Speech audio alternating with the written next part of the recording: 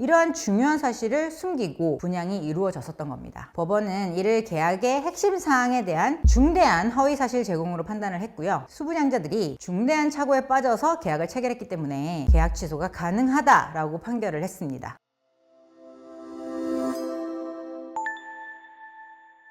안녕하세요. 부동산 전문 변호사 해결사 쪼변입니다. 생활형 숙박시설과 관련된 법적 분쟁이 전국적으로 증가하고 있습니다. 생숙 분양 사기에 휘말려서 큰 스트레스를 받으면서 금전적인 손해는 물론 건강까지 악화된 수분양자들이 참 많습니다. 2023년 8월, 2023년 10월에 만료되는 숙박업 신고 의무 유예 기간 대응 방법은 이라는 영상을 제가 만들어서 당시 상황에서의 대처 방법을 자세히 설명을 해드렸었는데요. 이번에는 2025년 현재의 최신 사례를 바탕으로 실제 법무법인 로인을 찾아와서 사건을 의뢰하신 의뢰인들의 경험까지 더해서 생숙과 관련된 주요 법적 쟁점과 계약 취소 방법을 쉽게 설명드리겠습니다. 생숙은 원래 이 장기 체류하는 외국인 관광객을 위한 숙박시설이에요. 이게 2012년에 도입이 됐었습니다. 취사시설이 포함되어 있기 때문에 일반 호텔보다는 좀 더 편리하게 이용이 가능하다는 차별화된 특징이 있었고요. 그런데 이제 점차 주거용으로 사용되거나 투자 상품으로 각광받기 시작하면서 법적인 용도와 실제 사용 목적이 혼재되는 문제가 계속 발생을 했습니다. 특히 한때는 자기 자본금 10%만 있으면 90% 나머지 돈은 대출로 충분히 충당이 가능하다라고 말하는 시기가 있었어서 투자시장에서 수익형 부동산의 다크호스로 떠오르기도 했었습니다. 그렇지만 2021년 1월 국토교통부에서 생활형 숙박시설은 실거주가 불가능하다라고 못 박으면서 시장이 혼란에 빠지게 됐는데요. 정부는 법과 조례 개정이 필요한 점을 고려해서 2025년 9월까지 생숙 이행강제금 부과를 유예했고요. 숙박업 신고를 했거나 용도 변경을 신청한 경우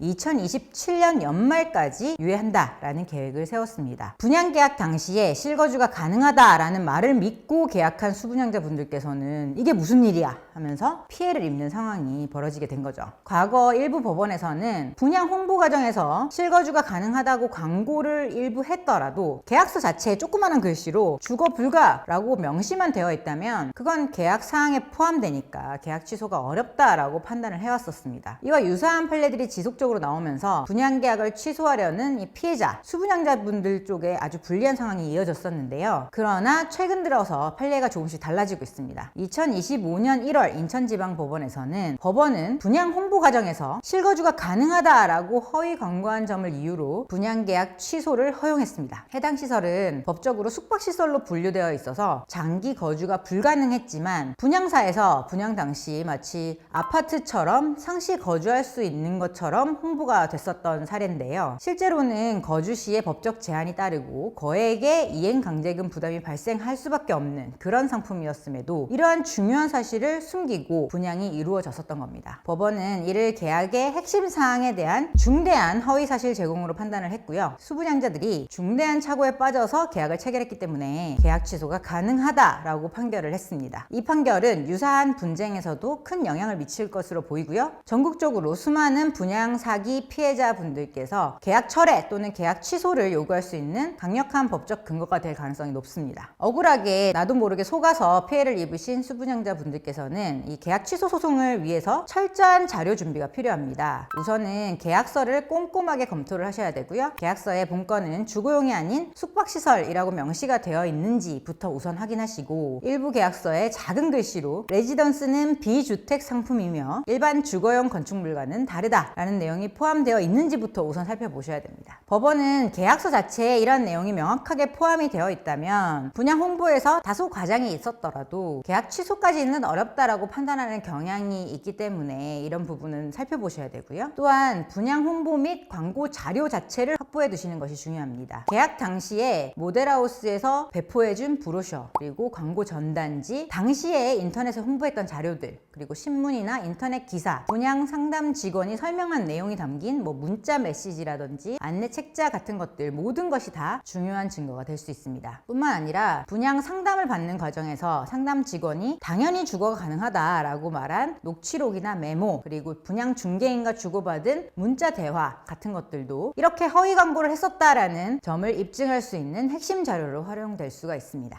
생숙 분양 취소 소송은 부동산법과 민법에 대한 깊은 이해가 필요하고요. 시행사, 시공사 측에 대형 로펌을 선임해서 강하게 대응하는 경우가 많습니다. 따라서 혼자서 소송을 준비하실 경우에는 법적 논리나 증거를 제대로 구성을 하지 못해서 또는 어떠한 시점에 확실한 주장을 펼쳐야 하는데 그 부분을 놓치는 경우가 많아서 패소하거나 불리한 상황에 처해질 가능성이 큽니다. 이에 따라서 부동산 전문 변호사의 도움이 반드시 필요하고요. 유사 사건에서 승소 경험이 많은 변호사라면 이 계약서 조항 자체를 분석해서 법적 허점을 찾아내는 것은 물론이고 분양 홍보 과정에서 어떠한 내용으로 홍보를 했는지 그리고 그동안 변해온 판례의 변화 과정까지 모두 팔로우업하면서 주장을 구성할 수 있습니다. 만약에 피해자분들이 여러분이라면 집단 소송을 준비해서 소송 비용을 줄이고 협상력을 높이는 것도 좋은 전략이 될 수도 있습니다. 도움이 필요하시다면 부동산 전문 변호사들로 구성된 법무법인 로인에 상담을 요청해 주시기 바랍니다. 부동산 전문 변호사들이 최적의 해결책을 찾아드리고 상담을 해드리도록 하겠습니다. 앞으로도 실생활에 유용한 부동산 법률 정보를 쉽고 정확하게 전달해 드리도록 하겠습니다. 고맙습니다.